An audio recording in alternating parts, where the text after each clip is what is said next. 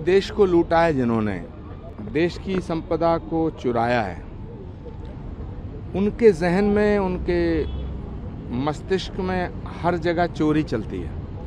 उन्हें सब चोर नजर आते हैं, जबकि चोर तो उनके मन में है।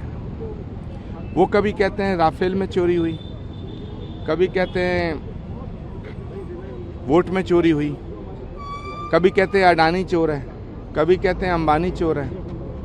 उन्हें हर जगह चोर ही चोर नजर आते हैं। सच बात यह है कि उनके मन में चोर है।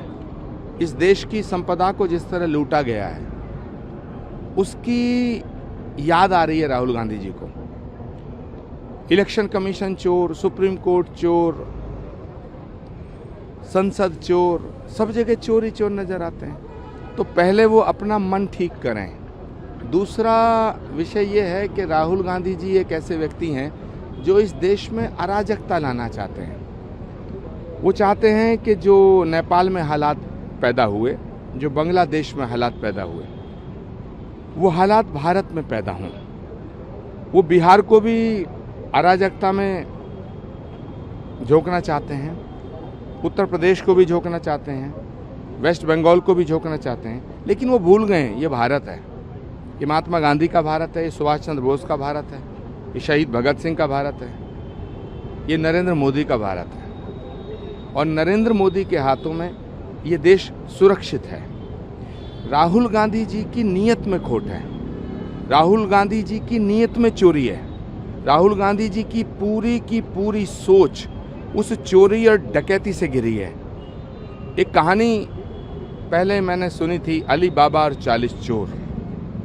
ये जो महागठबंधन है, ये राहुल बाबा और 40 चोरों का गठबंधन है।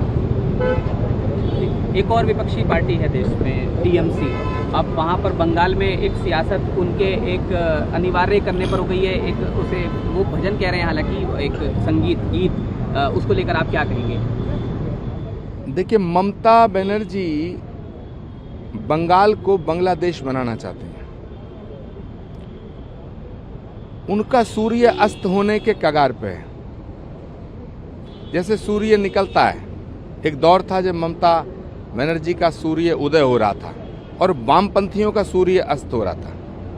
लेकिन ममता बनर्जी का जो शासन है, ममता दीदी का जो शासन है, उसने बंगाल की तमाम सामाजिक समरसता के ताने बाने को छिन्न भिन्न कर दिया है। वहाँ हिंदुओं पे जुल्म हो रहे हैं।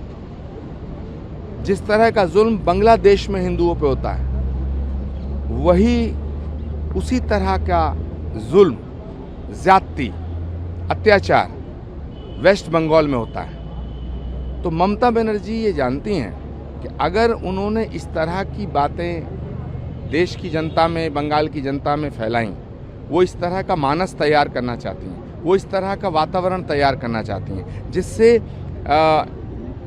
हिंदू और मुसलमान एकदम एक दूसरे के दुश्मन हो जाएं और वो मुसलमानों की लीडरशिप करें। जबकि भारत के मुसलमानों का इसमें कोई दोष नहीं है। भारत का मुसलमान भारतीय है। लेकिन ममता बनर्जी हों, तेजस्वी यादव हों, अखिलेश यादव हों या ये वामपंथी लोग हों, ये इस देश के मुसलमानों को गुमराह कर रहे हैं। ये इस देश के मुसलमानों को मुसलमान बना के रखना चाहते हैं। जबकि नरेंद्र मोदी जी इस देश के मुसलमानों को हिंदुस्तानी समझते हैं। नरेंद्र मोदी ने कभी ये नहीं कहा कि मैं सिर्फ हिंदुओं का प्रधानमंत्री हूँ। नरेंद्र मोदी कहते हैं मैं 140 करोड़ लोगों की आवाज़ हूँ। तो जब वो कहते हैं 140 करोड़ लोगों की आवाज़ हूँ, तो इस देश के मुसलमानों की आवाज़ भी वो हैं। इस देश के मुसलमानों से मैं अपील करना चाहता हूँ, तमाम मुस्लिम बहन भाइयों से अपील करना चाहता हूँ, एक बार नरेंद्र मोदी का साथ दें और इन तमाम गुमराह करने वाले, देश को तोड़ने वाले नेताओं से अपना पल्ला झाड़ लें।